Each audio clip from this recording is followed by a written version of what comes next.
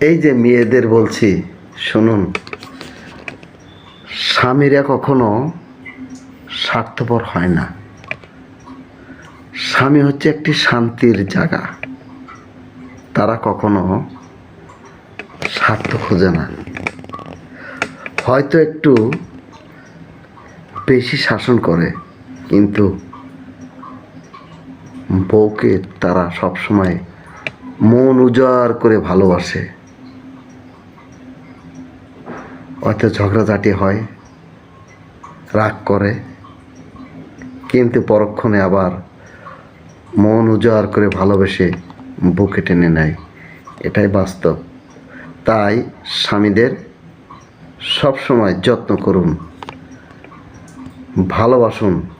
দেখবেন দুজনের ভালোবাসা দিয়ে পৃথিবীকে জয় করা যায়। এটাই বাস্তব।